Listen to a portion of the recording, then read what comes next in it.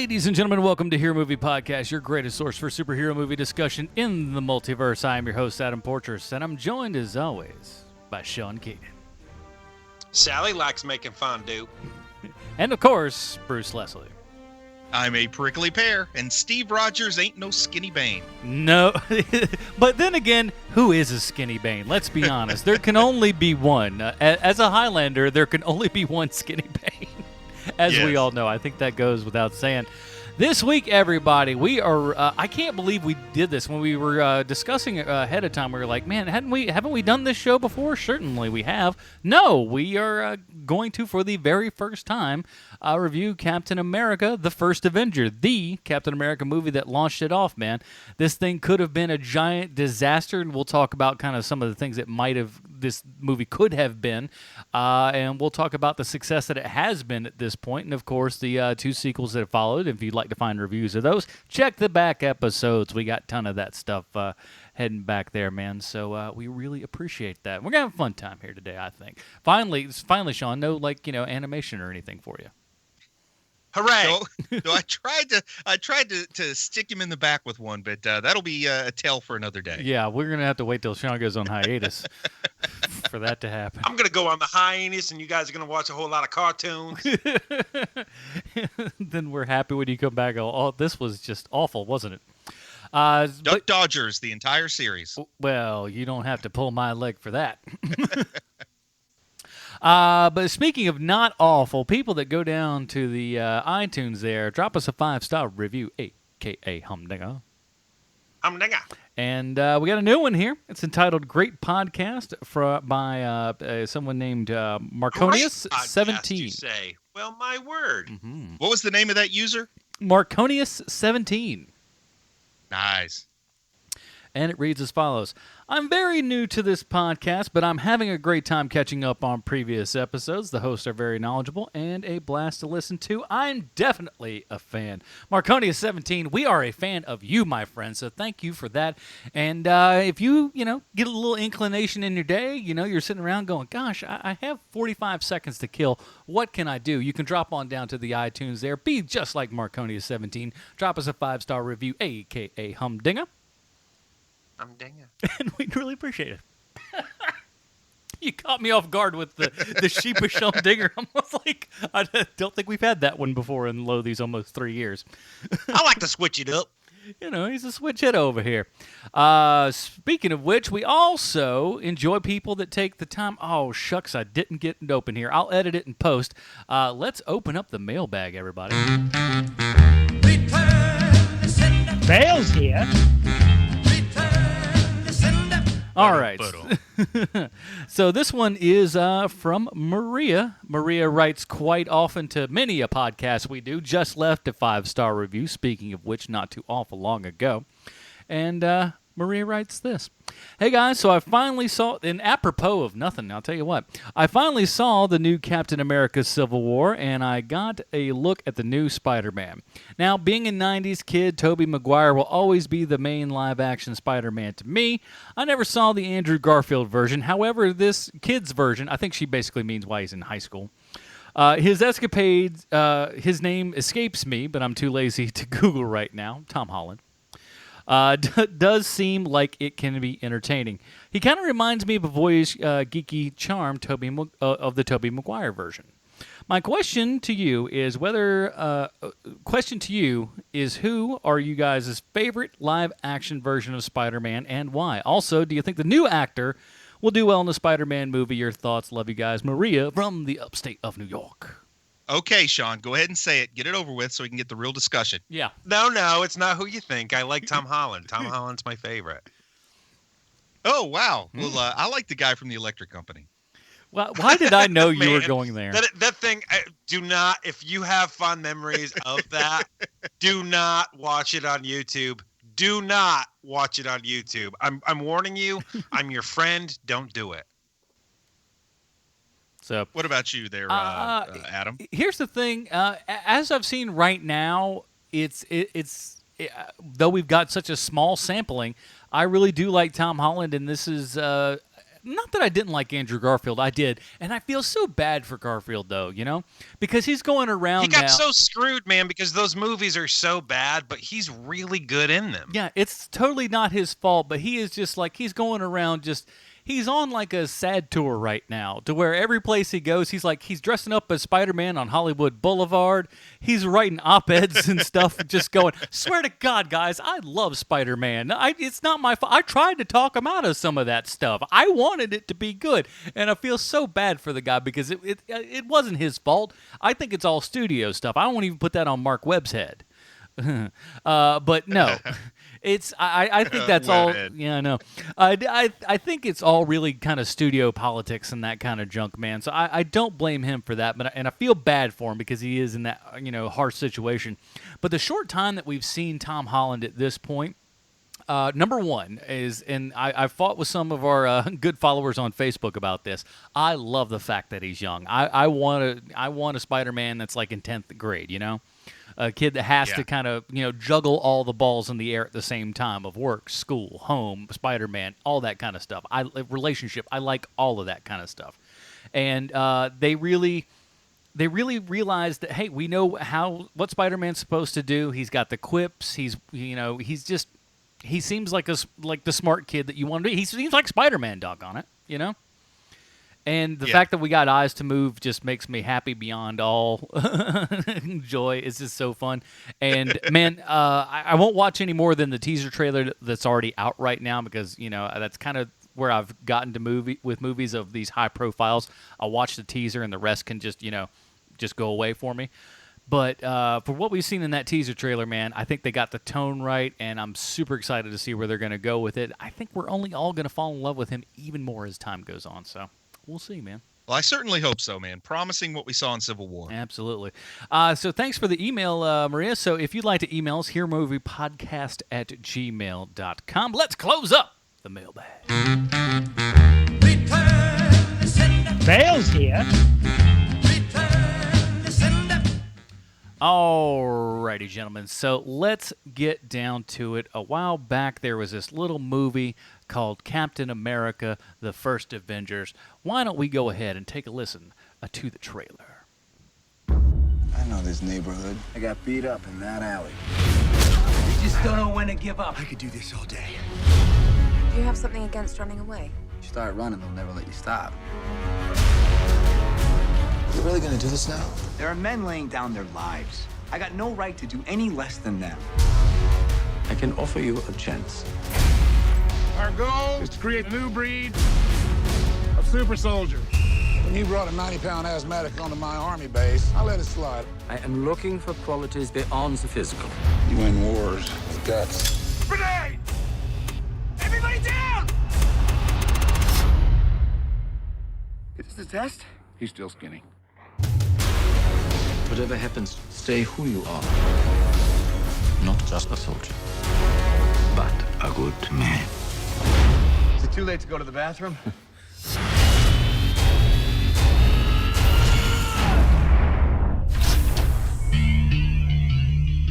You actually did it.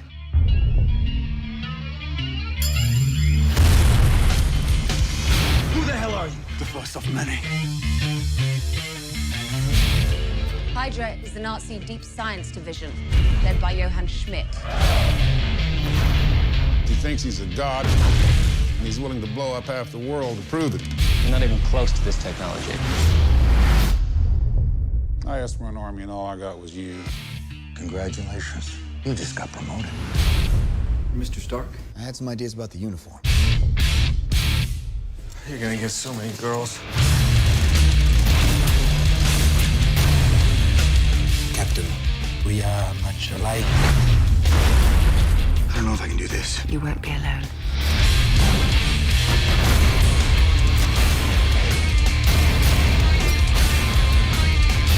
What made you so special? Nothing. I'm just a kid from Brooklyn.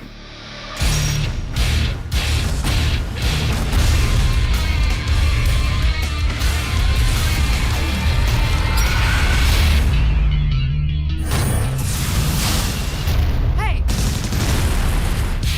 You're late. Nobody's perfect. All right, that was a trailer for Captain America, the First Avenger.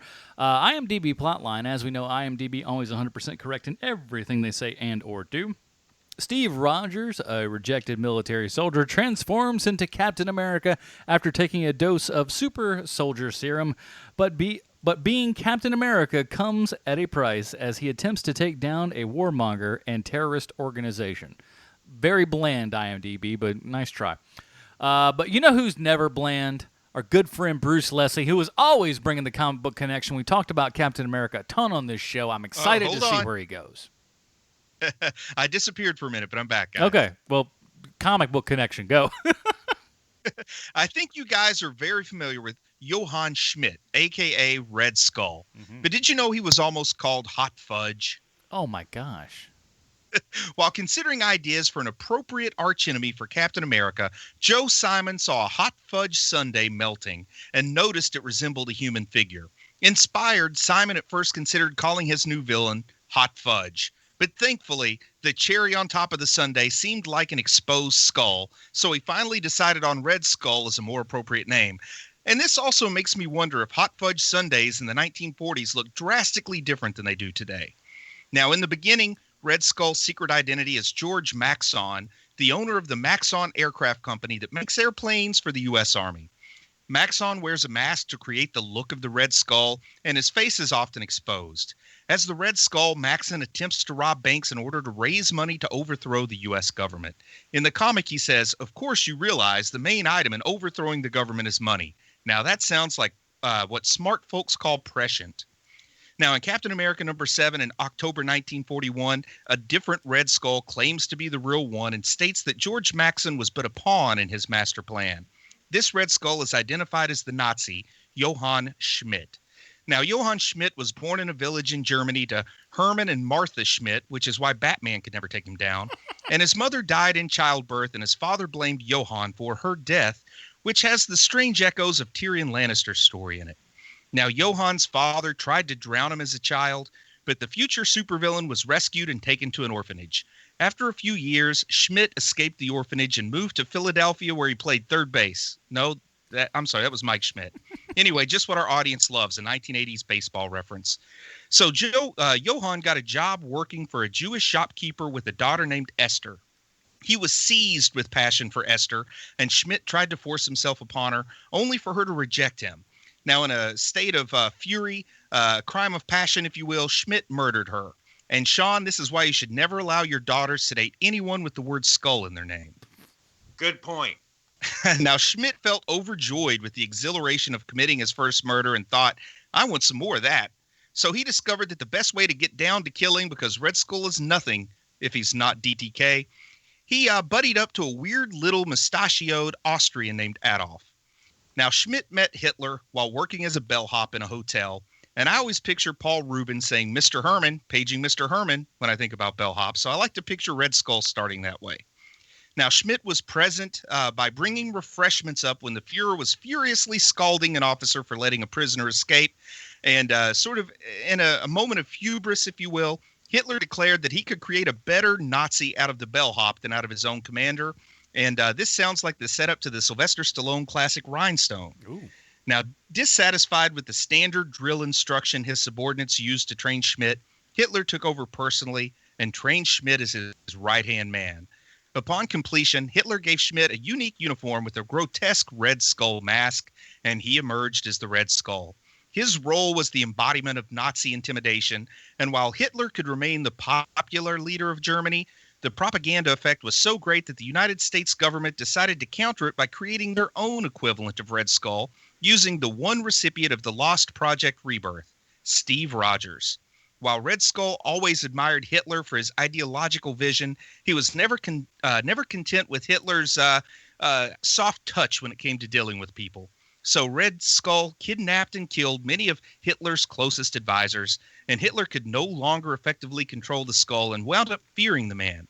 Now, Red Skull sent Baron Strucker to Japan to found an organization that would prepare the way for takeovers in the Far East under Red Skull's leadership, and this, of course, was Hydra. Now, as World War II raged on, Hitler vowed that if he could not conquer the world, he would destroy it. To achieve this end, Red Skull proposed the construction of 5 gigantic war machines.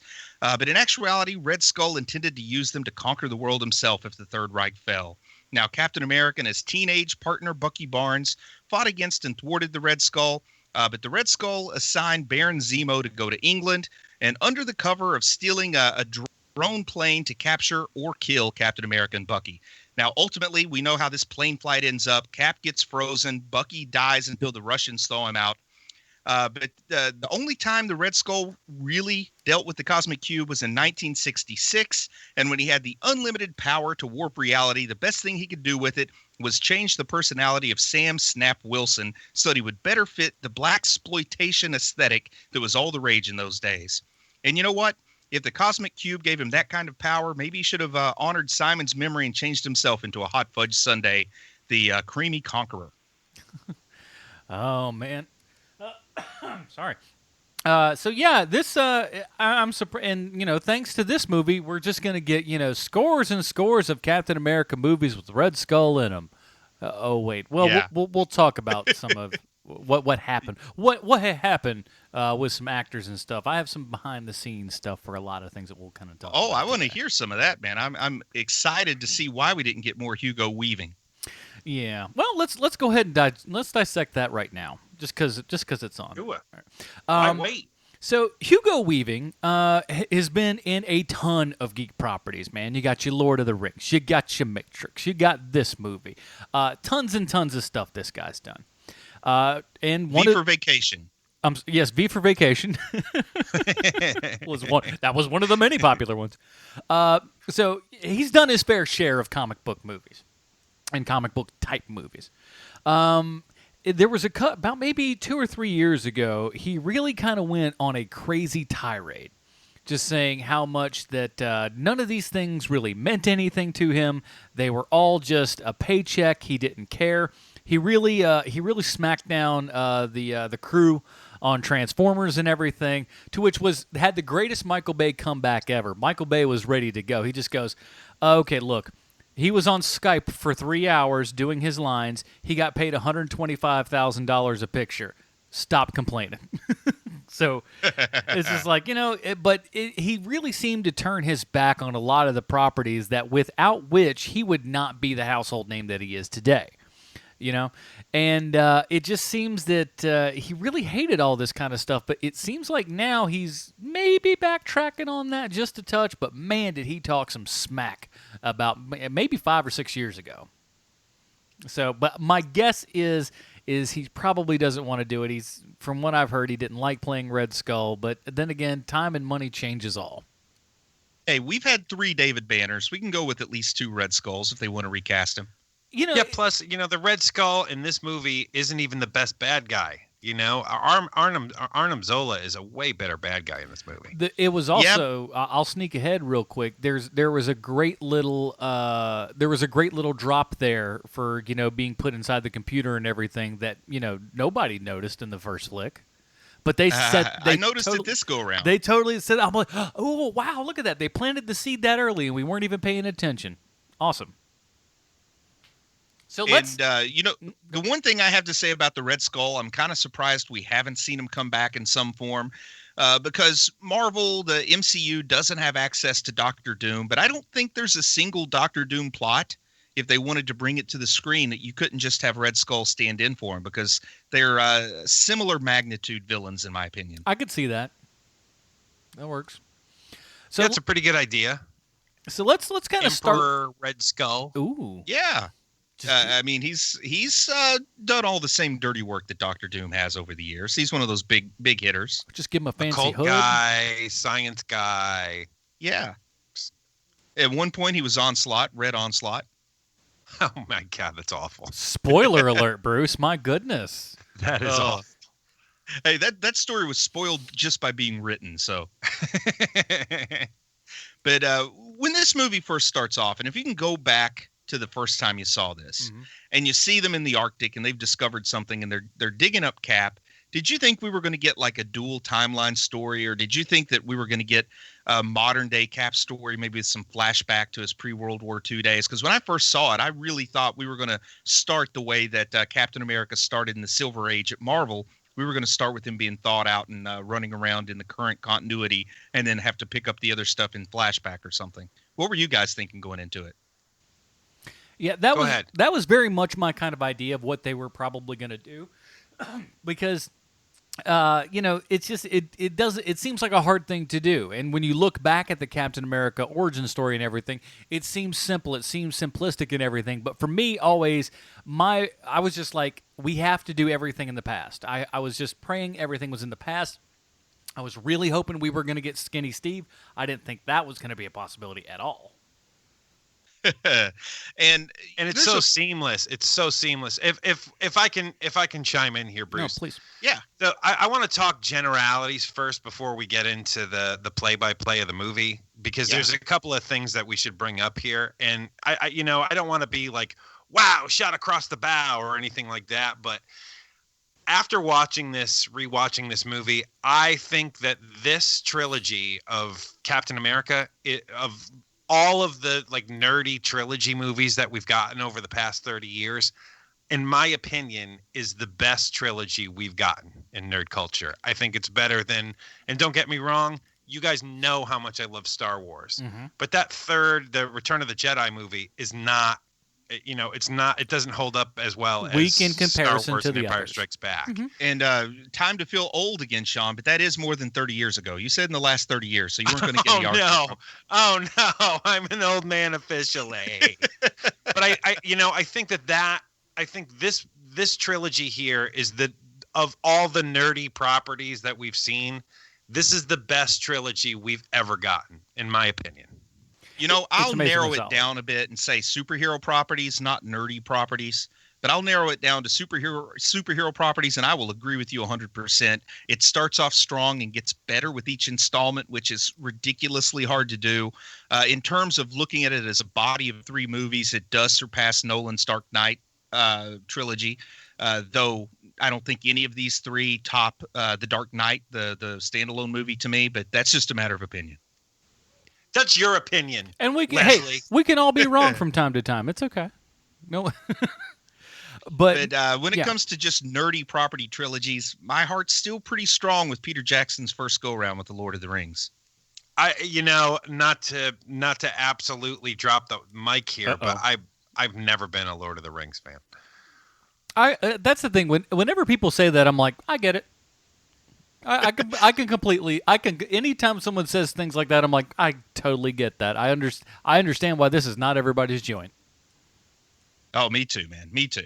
But the other general thing that I wanted to bring up, because I don't want to just steamroll past this, is that our first meeting, the first time we ever got into a chat room together, or whatever the hell you want to call it, is for the second Captain America movie. Mm-hmm. Yep. And so that was the one where I was like, hey, that dude knows his stuff. And it seemed to work well together. And that's why we all thought, at least I did, and I know Adam did, we all thought that we had reviewed this movie before, but we hadn't. Yeah. And I can't even remember the last time I saw Captain America First Avenger. This movie is so freaking good. It is so filled with hope and joy, and it's everything that DC isn't. And there's a moment when we get to it that I think just completely personifies why Marvel is so good and why DC is really dropping the ball in these last couple movies. Well, and you know what? That's part of what augments my enjoyment of this movie, because like you said, Sean, I don't think I had seen it since within a year of when it was released, and going back and watching it again, it's almost like watching it for the first time. And I totally forgot just how awesome this movie is. Because you forget about it because the other 2 movies are so bombastic and huge. And it's also kind of sandwiched in between the first Iron Man movie and Avengers, which both kind of maybe had that rewatchability quotient above this one at the time. Yeah, totally. And I'll tell you something else about this movie. This is the first movie that this is the only Marvel movie that I did not watch in a movie theater. Because Wow. I was nervous. I was nervous about this movie because, Thor is Thor, and like Thor is a little goofy in the first place. But if you make Captain America goofy, then all the other chips fall. And so I didn't want this movie to suck. And so I put off watching it. And one night after I got home from work, I watched this movie, and I can remember thinking, wow, I can't believe they got away with this one, like how good it is. And this movie was also sort of a watershed moment for me because this was the moment in my life that I was able to just let go of that stereotypical comic book fan derogatory opinion. Like the fact that Bucky is not a teenage sidekick, the fact that Bucky is bigger than Steve, that Bucky is more heroic to begin with, is something that 3 years before this movie came out would have had me screaming at myself in the mirror, and I was totally at a point in my life I could let go of some of that ridiculous, pointless rage, enjoy the movie for what it is, and my movie going experiences have been so much better ever since then. And for me, totally agree. When something like that happens, it's like you've actually done better than the books, in my opinion, because some of the choices that they've made in these movies that works at least as good or better than it does in a lot of the books. And that's a surprising thing to do, and to have people like us glom onto it and just go, not only do I like that, I approve of it. I mean, it's A-okay with me for you to go outside of the box. And I think one of the biggest reasons that this movie is as successful as it was, and one of the reasons that I started to get hope in it when they were just kind of knocking names around and everything, is director Joe Johnston. So Joe Johnston was a longtime ILM guy and everything. He did movies like Honey, I Shrunk the Kids, H&P Favorite Rocketeer, Jumanji, Jurassic Park 3. I don't care what anybody says. I still like that. It's not the greatest in the world, but it ain't half bad. Better than the second one. That's true. So the guy had his bona fides, man. He this is a dude who could throw something in, especially because of Rocketeer. I'm like, he's going to know exactly what to do and exactly how to treat this thing. And boy, howdy does he ever. He definitely has the necessary aesthetic for that golden age time period. Mm-hmm. Which I was just like, they need. It's one of those things that, you just do it as a nerd, and you're just like, here is my hopes and dreams list. I hope this entire movie takes place in the 40s, and then all of a sudden at the end we go back and it's modern time, and you're good to go. And it's like, you delivered on everything I wanted. That was the main thing of all of it for me. If you accomplished that, it was better than anything I could have imagined. And then you did everything. You did that and so much more. And this movie did a good job too of being true to the spirit of the comics, but also knowing when to stray from the comics. Mm-hmm. Like early on when we see Johann Schmidt going to get the Cosmic Cube, and he pulls up like that dead Viking, I guess it's a dead Viking, pulls up his sarcophagus and reaches in, and he's got that little kind of cheesy glass looking cube that looks very much like the comic book Cosmic Cube, and just sort of drops it. And also we're using the name Tesseract now instead of Cosmic Cube. I think it was a good way good way to move that transition. Like not just the Bucky changes, but other changes that are made here made sense. I think it would really have been not a good idea to try to shoehorn Sergeant Fury in with the Howling Commandos to be comic book accurate. I'm glad they didn't try to do something weird there too. That's my only disappointment, is that we'll never see them and Fury side by side. That kind of stinks. You don't know that. But here's the thing. I trust me, while watching this movie and thinking of other stuff, I was just like, we've got so much crap going on with all these movies. We're going to space. We're doing this. We're doing that. All we have to do is literally take the Howling Commandos, transfer them to real time, or to current day, and have Nick Fury do stuff with them. And then when people ask, we're just like, we can do time travel now. Like, we can do all this other stuff. Why is time travel silly? And they just go, that's a good point. Hi, Howling Commandos, and then you're off and going. But of course, Flash has the whole time travel thing cornered. Oh, that's it. And speaking of time travel, something I appreciated on the rewatch that I totally didn't know at all the first time I saw it, because the actress didn't really mean anything to me the first time I saw it. But we've got a companion in this movie. Did you catch Jenna Coleman? Oh, yes. That was another one where when she was announced and everything as a Doctor's companion, I was just like, Okay. And they're like, oh, she was in Captain America. I had to go back and watch it. I'm like, well, son of a gun. How about that?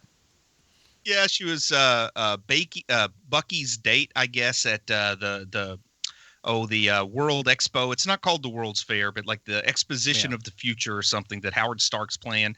And man, just Dominic Cooper killing it from the get-go with this Howard Stark character too, wasn't he? You know, he pops on screen, and like, because we all, when we started Preacher Podcast and everything, we all were a fan of Dominic Cooper in the Marvel universe, and we were like, I don't know if this guy, you know, I think he's a good actor. What's he gonna do? Am I gonna be watching Jesse and thinking, oh, this is just Howard Stark?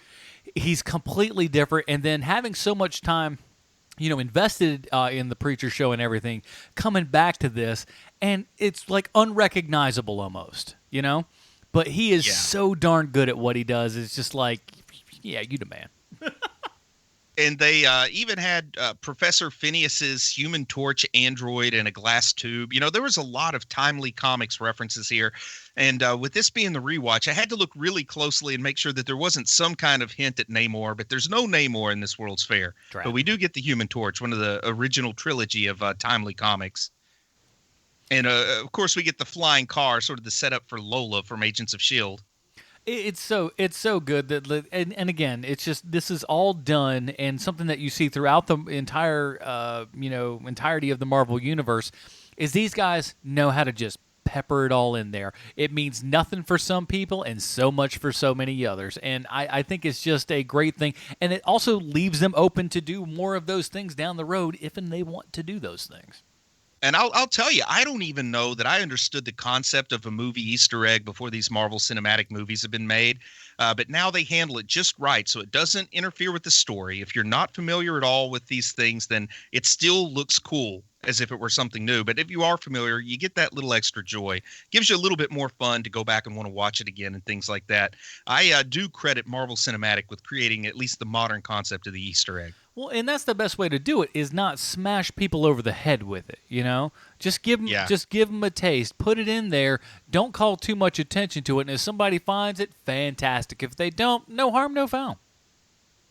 And it's at this World's Fair where this weird German scientist, is that Stanley Tucci?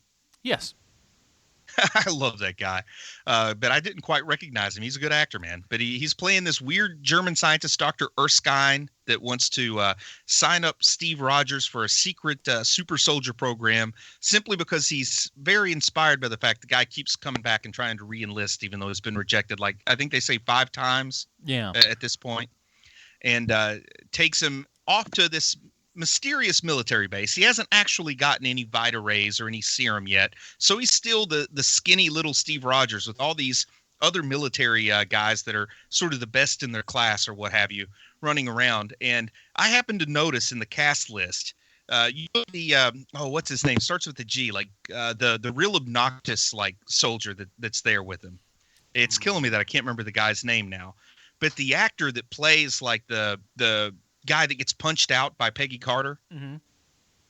That actor's name is Lex Shrapnel. Wow. That is totally a Dick Gunfighter name if I've ever heard it. The actor's name is Gilmore Hodge. I'd go with Lex Shrapnel too. Yeah. Well, the character's name is Gilmore Hodge. The actor's name is Lex Shrapnel, which, that's totally not a Hollywood name, not a pseudonym. I think that Dick Gunfighter's been in a whole lot more TV and movies. I think you're probably right on that one. This is absolutely true. I know that he has. Now, at least the name. Was this the world's introduction to Haley Atwell? As far as the cinematic universe goes. This is her biggest success, but she'd done a bunch of other stuff before that. But man, she's nailing it from the get-go here with Peggy Carter's character. I know it. She's so dang good in this role. Man, she's so good. I think it's a shame it took them so long to make the Agent Carter television show too, because if it came out sort of on the heels of this, I think it would have had a few more seasons under its belt. You're probably not she wrong. she was on that miniseries The Prisoner, where they tried to do a remake of The Prisoner. Mm-hmm. I know that she was on that. What else did she do? She did a lot of British TV. It's a whole bunch of TV. A lot of British TV. Yeah. So I don't watch as much BBC. If it's not Doctor Who or reruns of Star Trek Next Generation, I don't generally check out BBC. But no, she's fantastic. Now let's take a minute before we kind of get into a little further here and talk about Skinny Steve. He's no Skinny Bane, but man, oh man, is this some of the most impressive CGI work we have ever seen. Now, for those of you that don't know, they don't do this CGI to make Chris Evans a skinny little dweeb and everything was not done in kind of what a lot of people would think would just be like, we'll just do like a head replacement. No. They literally shot all the scenes with him in them and then literally shrunk him down in frame. I still cannot wrap my head around exactly how they do this, but it is utterly astounding, and holy crap does it work. Yeah, and I've got a friend who's like a massive Captain America fan, and I'm sure when this movie came out, he was thrilled because he actually looks like Skinny Steve Rogers in real life. So he got to relate to Captain America on screen for about 20 minutes. But they'd put like the like kind of eye line and stuff a lot lower to where, if he's in the frame with Bucky, Bucky's actually looking lower, on him as to, everything. It is astounding. And you look at it and like he had a couple of body doubles, but they didn't really even work out all that well. So the majority of that is just a CGI'd down Chris Evans. And again, you look at it and it doesn't scream CGI at all, which is astounding. Yeah, I mean, geez, it's pretty impressive. I need to get them to touch up some of my family photos. Make me handsomer, please. Now, is it a stretch?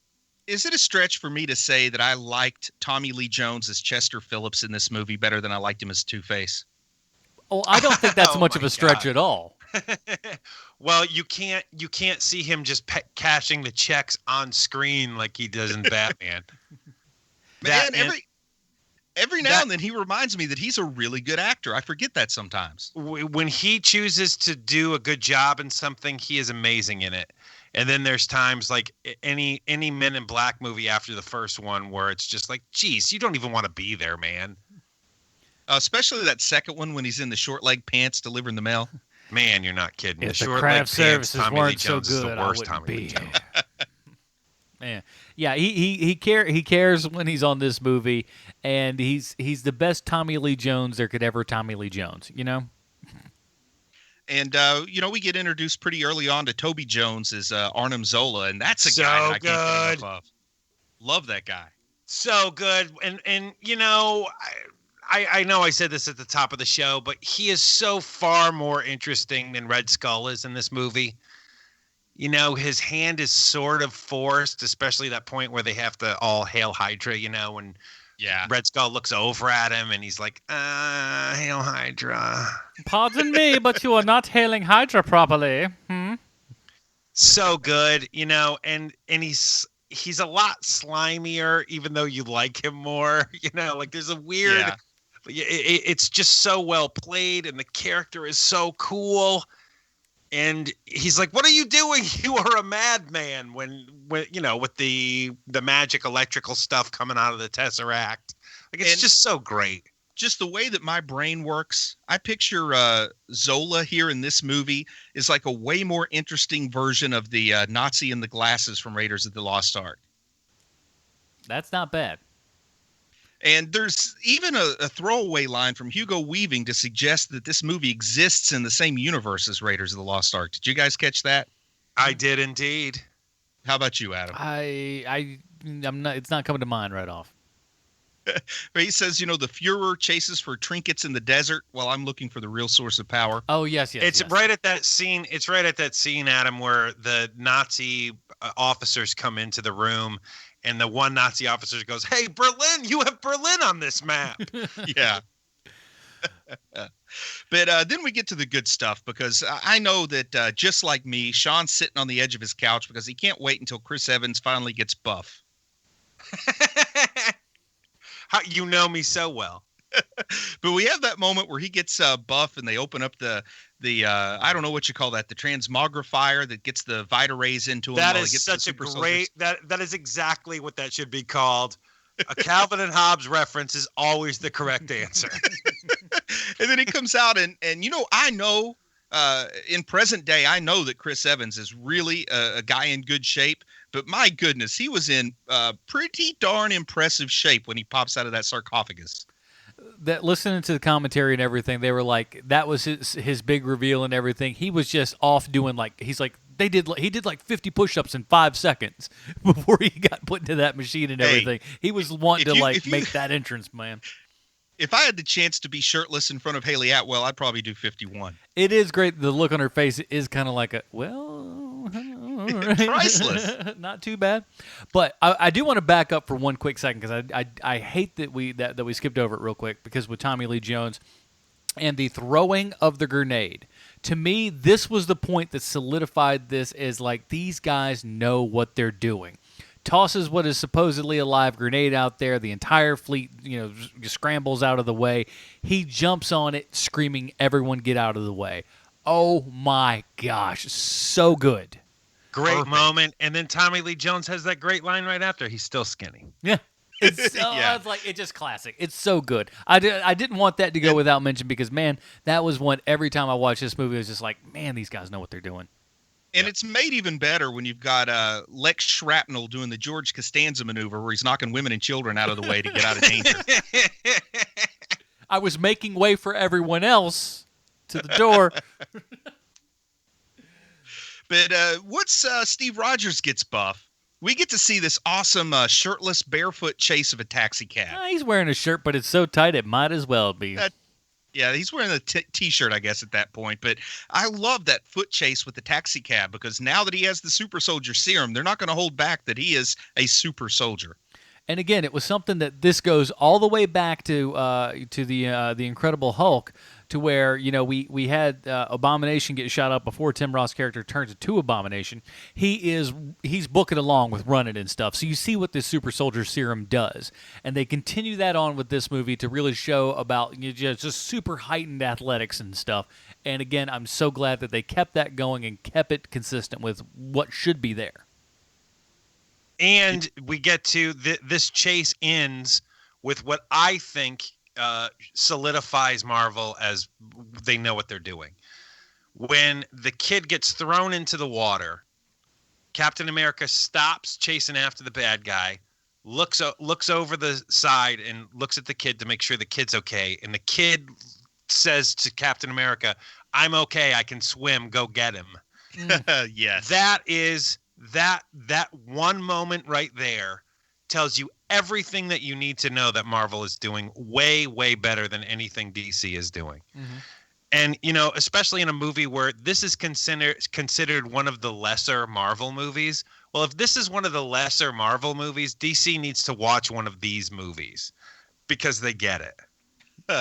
And I also like the fact that Captain America, barehanded, doesn't even have a shield yet. All he has is a taxi door for a shield, but he manages to single-handedly stop what looks to be a nuclear-powered mini submarine.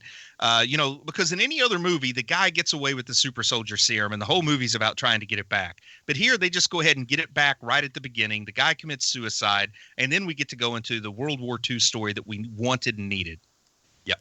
So good. Agreed. And I love how he literally just tossed him giantly out of the water and just smacking on the concrete there. And I'm like, again, it's the little points of like, it might seem cartoony to some people, but it's like, that's what the super soldier serum would have made him do. He has the ability to throw someone out of the water 6 feet in the air and then have them land on the concrete. This is pretty much just a retelling of the Barry Bonds story, the more I think about it. Indeed it is. But it's also cool that, like, again, it's small, tiny character moments. But after the guy's committed suicide and everything, we also realize Steve has not had a chance to really get used to who he is right now. So he's doing everything that he is doing is just straight out of instinct, right?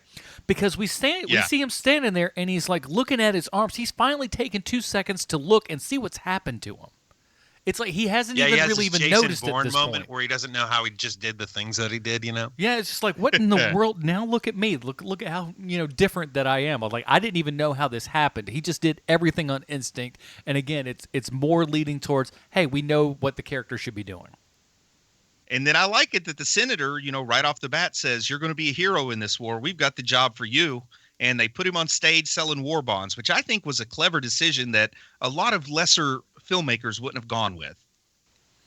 It made Agreed, a lot of sense. and also it's dual purpose, because how do you get him into the war where it isn't silly? One, yeah, and two, this is the costume that people are like, that's my Captain America costume. Oh yeah, well this is what that looks like. They even give him the shield from the first 3 issues of Captain America too. Yeah, it's so good.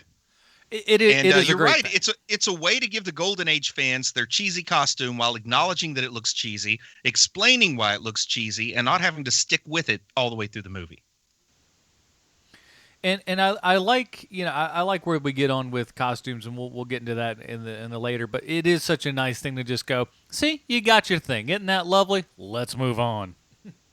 And I think the most impressive thing about the Super Soldier Serum is that he went on tour with those 25 showgirls and still had energy to perform. It's a rough and tumble life, Captain America leads. And then that, of course, takes him out from just making the movies in New York that are shown with the newsreels and doing sort of fundraising shows stateside. He goes over to the front lines. He goes to Italy and finds out that the servicemen don't look up to him like a hero the way that the folks back home do. What's up, guys? And then we get to see the most unrealistic thing in this entire movie, which is that he grabs the showgirl's helmet and puts it on his head and goes to war. There's no way that helmet that fits that showgirl's head also fits Captain America's head. It won't happen. It's one of those side effects of the Super Soldier Serum is it can stretch helmets. Oh, very good. Because if we know one thing from Barry Bonds is that Barry Bonds' head got twice as big. Yes. He had to go to the zoo and get one of those gorilla-sized helmets or whatever. You know, they have to send people to the MRI at the zoo when they're too fat. He's very top-heavy, that Barry Bonds. Strong wind could come by and knock him right over. Yeah, I'm but too fat for the zoo. I also like it that even though they're in a war zone, that wealthy industrialist Howard Stark is willing to fly Captain America behind enemy lines if it means a chance to do the fondue thing with Agent Carter. You know, I got kicked off of Skype, so I don't know if you guys have talked about this yet, but have we talked about Dominic Cooper and how amazing Dominic Cooper is in this movie? Yes, but it always bears more saying. Please, have your say. You know, it's so weird, man, because I don't know about you guys. I didn't know Dominic Cooper before his turn as Howard Stark in this movie. Yeah, me neither. And he is side by side with people who are, you know, like just amazing actors. Like you have, like he's alongside Stanley Tucci, he's alongside Tommy Lee Jones, and he's completely in his element. Just amazing. He's so bloody good, man. Man, he's good. This is a guy you can tell from about the age of 4 years old. He understood that all eyes needed to be on him because he had talent. Yeah, you are right. And it works. But I also like the fact that Captain America doesn't quite understand the meaning of fondue. That's a little fun in this movie, too. More like How do you like the fondue? Indeed. But then when he goes on this rescue mission, which is specifically to rescue Bucky Barnes from behind enemy lines, he also manages to rescue the Howling Commandos, which for old school comic book fans, there's nothing more fun. You know, if you went back to when I was 17 years old and told me that in my lifetime I would see a live action Dum Dum Dugan in a movie that wasn't just awful, I would have probably shot you for lying to me. But man, we've got awesome. Dum Dum Dugan. Yeah. And how he's about it? Awesome. With I love the this guy. hat. I can't remember the actor's name. He's from Paul Blart Mall Cop 2 as the bad guy. Oh my God, his name is Neil McDonough. Yeah, that's it. But he'd rather be known as the actor from Paul Blart Mall Cop 2. How do you pull Paul Blart Mall Cop 2 and not the actor's name? Damien Dark would have been the easier go-to, but I wanted to go with Paul Blart Mall Cop 2. So weird, man.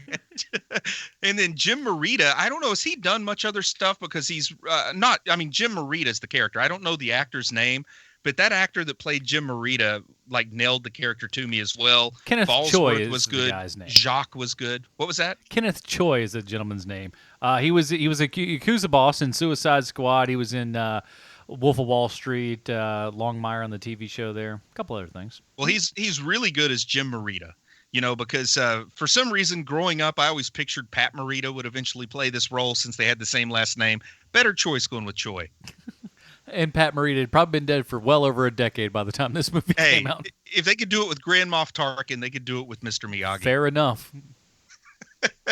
But I love it. You have to get the Howling Commandos. You either have to ignore them or nail them, and they nailed them here. I mean, Gabe was great, Jacques was great, the British guy, the uptight British guy, Fallsworth was great, and then of course Dum Dum steals the show. But even a sans Sergeant Fury, Howling Commandos made me happy. Still very tight.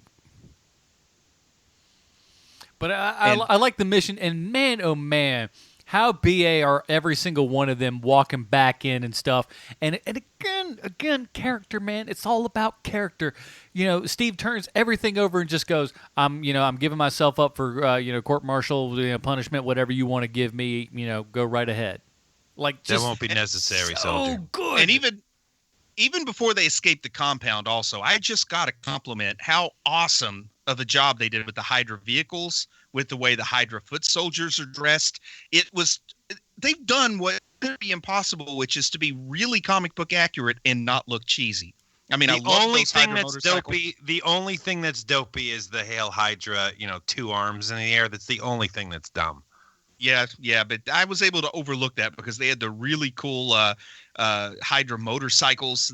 Those are so cool. My God, I love those things. But with the double hand Hail Hydra, it also gets them freely open to do the YMCA right thereafter, which they do it right after the cut. I didn't think of that. That's a great point. Mm-hmm. Oh man, that was my finishing move when I was a professional wrestler. Was the 2-handed Hail Hydra YMCA twist? What was your wrestling name? Dick Gunfighter Extreme. Extreme. That's when you it know was it the 90s. Business. Everything was extreme. I wore my hat backwards and everything. And he's got sunglasses. Watch out, kids. And man, if we didn't already have enough of the va-va-voom quotient in this movie, we get a young Natalie Dormer here. This is before she was Anne Boleyn. I couldn't believe it when I saw her in this. Oh man, I've seen every episode of Tudors that she's in a state of disrobe. I can say the same thing for Game of Thrones. She's talented. Mm-hmm. But yeah, she's awesome here. She lays the old kisserino. Probably, you have to believe the first time Captain America has ever been kissed is when this, what do you want to call her? This femme fatale. She's sort of a seductress or something. He's out of his league. She's the Loretta Swit of this movie. We'll just put it that way. But she lays the old smackerino on him just when Haley Atwell's coming around the corner. And Agent Carter gets to fire her pistol, the first one to make sure that vibranium shield is bulletproof. And I love that. Yeah, that was a pretty great moment. So good. And, it's just how he gravitates towards the right thing that's, kind of for him and stuff. And yeah, I can't say enough good things. And another one of those things in retrospect, too, because, they put the team together, the Howling Commandos plus Bucky plus Cap, and they're going to go take down a train, like a Hydra superpowered speed train through a snowy mountain pass. And my goodness, when I saw Chris Evans land there, if I didn't have flashbacks to Snowpiercer. Now, I know it. I thought the same thing. I love that movie. That's a great movie. We got to cover that sometime. Now, God, that is a comic movie, yes? Yeah. Now, I thought about this, and I could be wrong. Maybe I'd have to go back and do a little bit further research. But in a sense, could this be our first Marvel hallway fight, so to speak? We're on a train, sure. But it's I'll allow it. Very enclosed. All the train is like a hallway meets an escalator. You're darn right it is. So I'm just going it might be stretching it, but I like to think of it that way. Did they ever point out where the mountain pass was? The Alps. Yeah, that makes sense, because it would have been better if it was like the Urals or something to put Bucky Barnes' disappearance closer to the Soviet Union. But in Winter Soldier, they didn't do any Soviet ties, did they? Did they just go straight up Hydra on that? They did. It was all Hydra. Yeah. So it doesn't really matter then. So let's talk about this for a second, because I while I was doing the research on this movie this week, Chris Evans, besides Stan Lee, 13 comic book movies he's been in. Huge. That's got to be the record, right? I mean, Stan Lee, of course, number one. But you want to count screen time, then he's got Stan Lee beat by a good country mile. The only other person I think that might be in that weight class would be Samuel L. Jackson, but I don't know exactly how many he's been in. That's because he's not been in all the Marvel movies at this point. There was a point in time when he was in all of them, but not anymore. I did not do the research on Samuel L. I will Jackson. say this. He was in more. I do know this is a fun Samuel L. Jackson fact. He was in more movies in the 1990s than anyone else. Any other major league actor in more movies than any other. You read that wrong. He was in more movies than everyone else. Like, you add everyone else up together, they still were behind. Well, he was in more movies than there were movies made. I'm in the sure 90s. there were some adult film stars that were probably in more movies in the 90s than he was, but And Samuel L. Jackson made 42 of those himself. it's true. I want to just thank Brian K. for bringing that up on Twitter, because I was like, oh, and Chris Evans has been in the most movies, and Brian K. on Twitter was like, Stan Lee. So yeah, Stan Lee going all the way back to the glory days of the Incredible Hulk on television. Man, Trial of the Incredible Hulk, where he gets thrown out of a jury box. Check the archives. And he was kids. one of the best actors in that whole thing. Yeah. Yeah, that's heaping some praise on somebody. I still love how he didn't he looked like somebody, it was so long ago, he looked like somebody dressing up as Stan Lee. That's so good. It's just like, oh, there's some Joker they dressed up like Stan Lee. Oh no, that's him. Oh man, this was a while back, wasn't it? Now, once the fight goes to the air, once Captain America and Red Skull make it on this prototype stealth bomber or whatever this sort of single wing aircraft is that they're flying through the sky, there are a couple of really good elements here. And number one, World War II era, if you want a guided missile, then the only way to have a reliable guided missile is to actually have a pilot, a suicide pilot, inside that missile. I thought that was an awesome thing to introduce to how those explosives are going to be delivered. I totally agree with you, but I do have a problem with it, which is that someone hand-painted where the missiles were headed, which I think is a little ridiculous. Well, they did hire a few members of the Batman 66 art department to help out.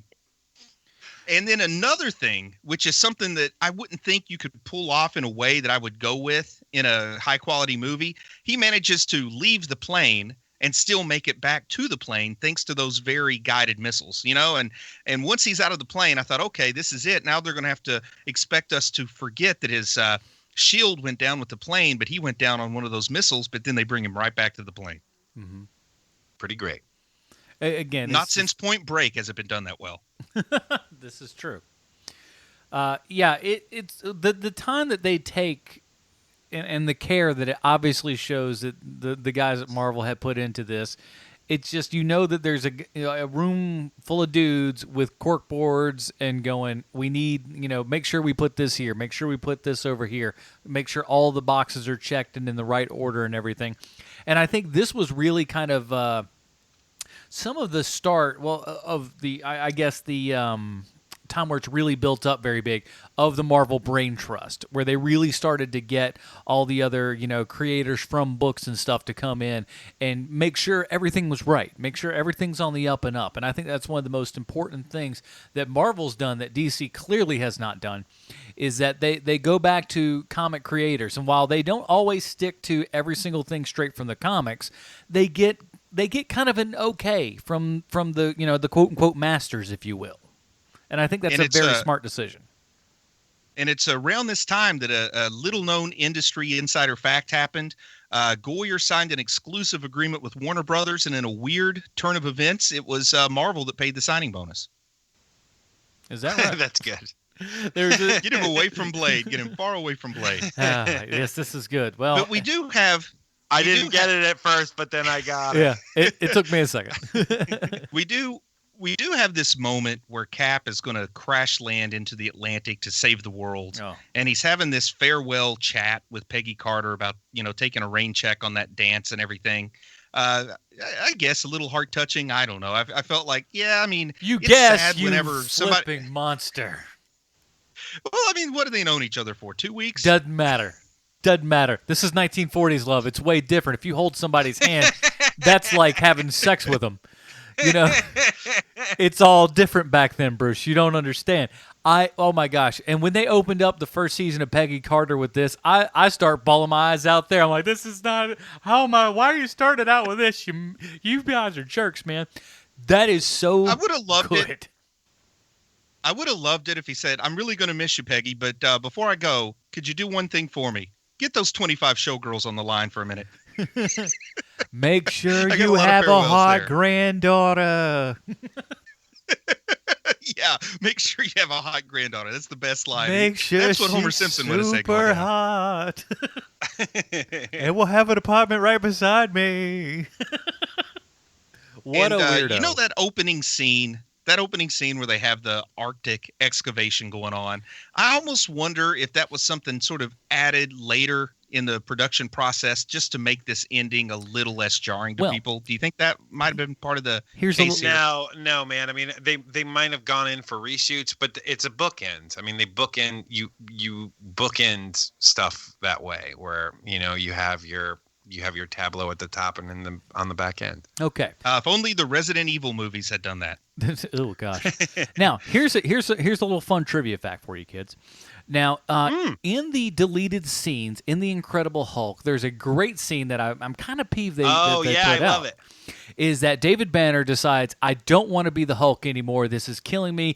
I'm just going to go out to where I can't bother anybody. So he goes out into this, Arctic wasteland and everything, climbs up to the top of this mountain, pulls out a gun, and is ready to commit suicide, but the Hulk inside will not let him do it.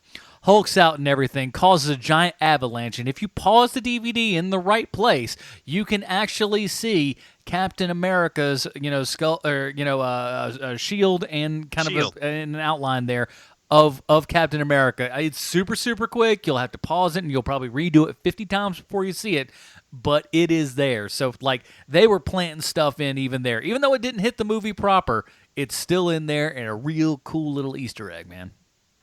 And just a real quick aside before the people on Twitter and Facebook open up the floodgates, Adam and I both said David Banner, referring to the name of the television Hulk, but we both know it's Bruce Banner. We're just we got a little Bill Bixby on the mind. No, love Bill Bixby. Well, we were talking about Truly Incredible Hulk, and I was mostly thinking of the rapper David Banner. Yeah. Everybody remember 2003 best rappers. Anyways.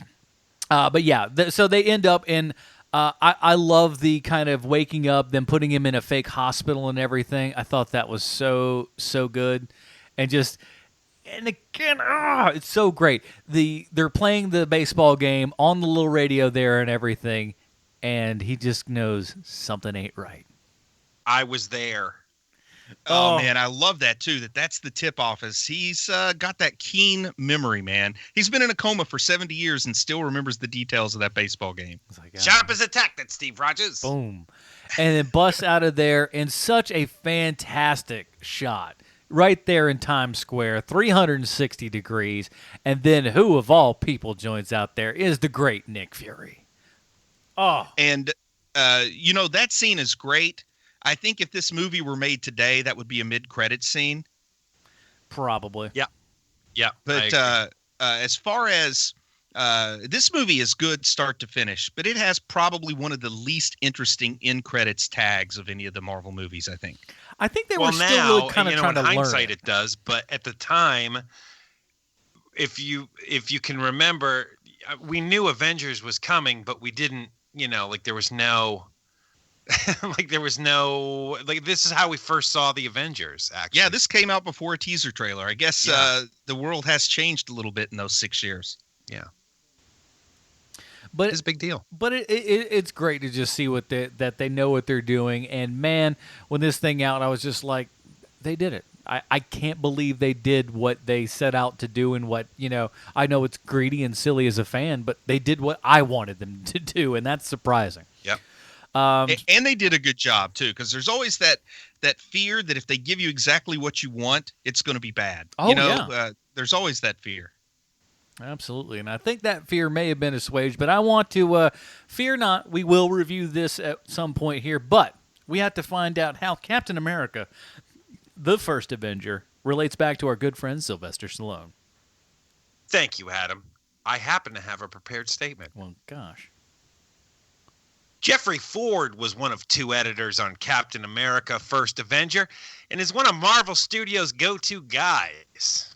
Since the first Captain America, he's worked on the Avengers, Iron Man 3, Winter Soldier, Age of Ultron, and Civil War. But like most of us, Jeffrey has humble beginnings, earning his bones as an assistant editor, working on some of the most 90s movies ever made in the 90s, like Things to Do in Denver When You're Dead and The Crow, City of Angels, which we reviewed back in episode 129 of HMP. If I remember correctly, the word sucks was thrown around to an alarming degree. More than a vacuum cleaner salesman.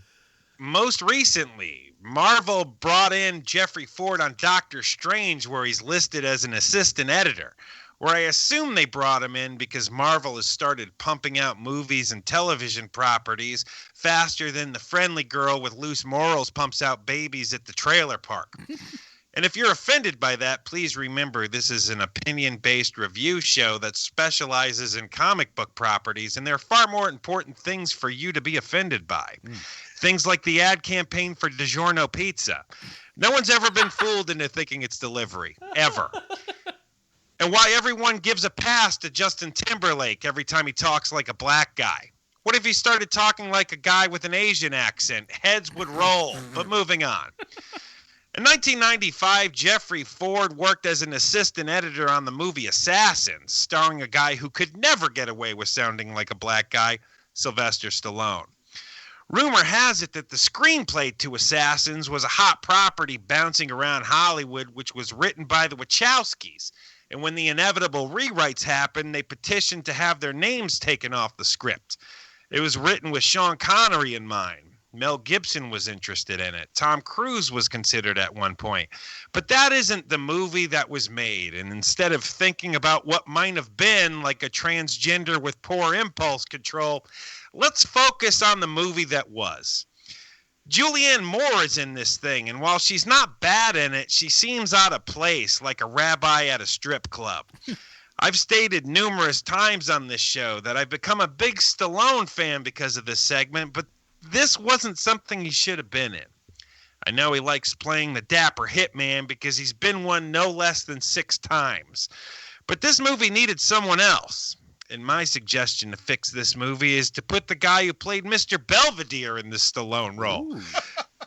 Christopher Hewitt would have given some gravity to the role of Robert Rath. Gravity this movie desperately needed. Never mind that he had to play a romantic interest to Julianne Moore, and Christopher Hewitt was, to use the parlance of the time, a confirmed bachelor. He would have been great. Jeffrey Ford is a solid editor and yet another person that makes the movies you like a bit more likable because he's good at his job. And I hope he's married to or dating someone above his pay grade like I am. So there you have it, HMPers. This week's Stallone connection. Now the kid who played Wesley and Bob Uecker.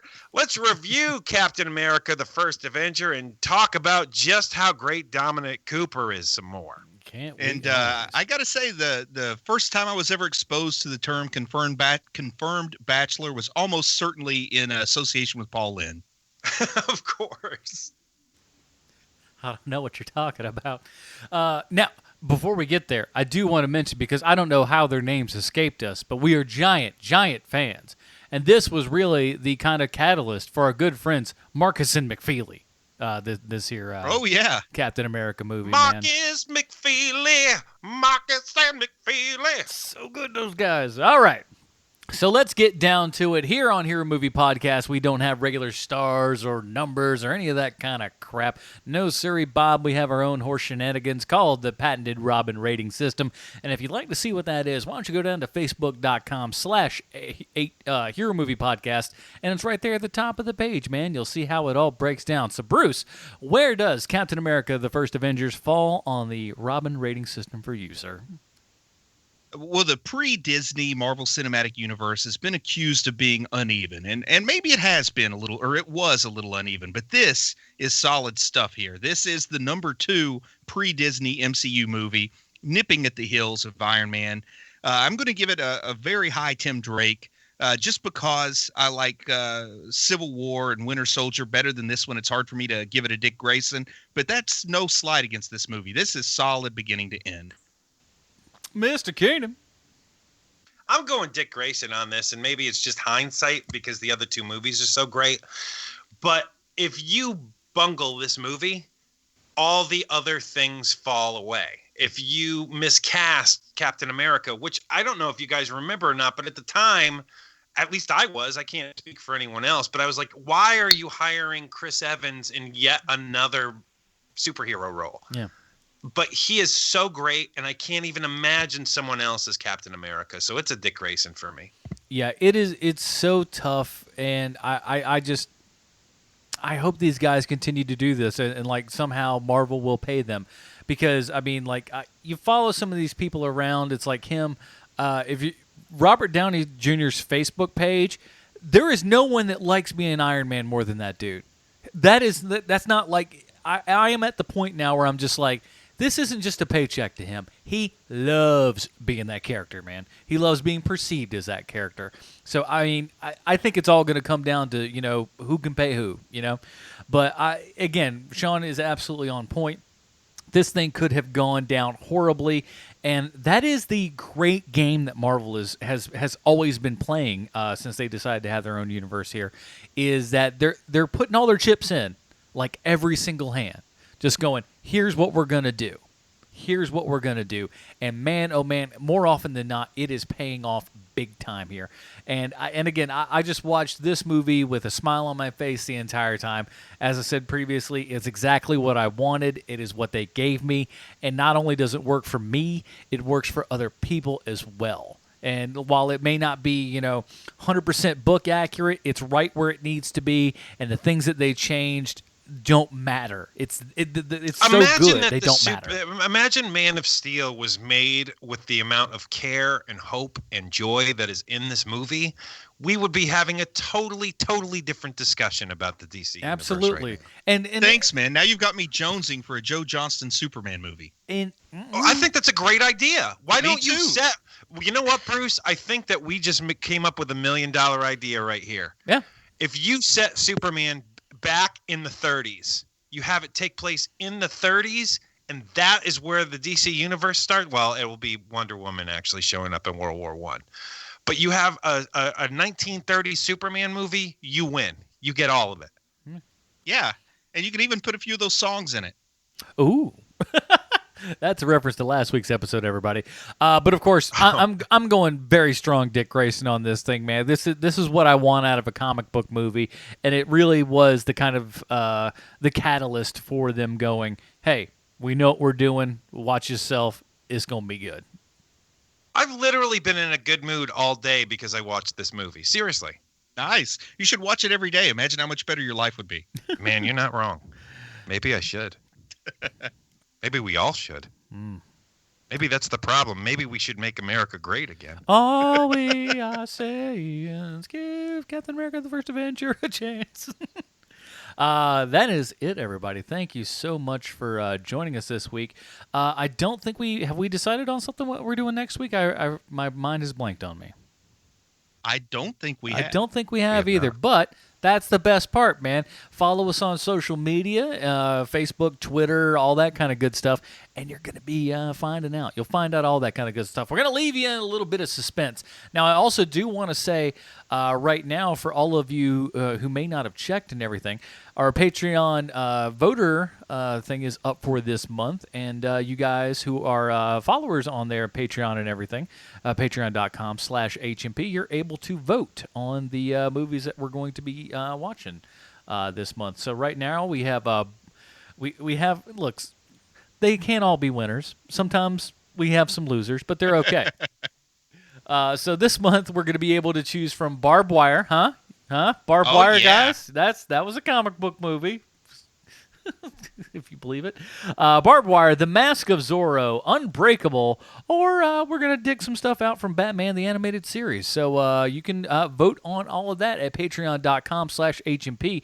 And props to Patreon for putting voting and stuff in their system now, so I don't have to go out to another survey thing. So I appreciate that, Patreon. Please pick Unbreakable. It's not winning so far, I'll say that much. Unbreakable. Anyways, that is it, everybody. Until next week when we talk about something fancy that you nor we know about yet. For Sean Keenan, Bruce Leslie, I'm Adam Portrais. Stay super, everybody. Goodbye, Marty and Evie.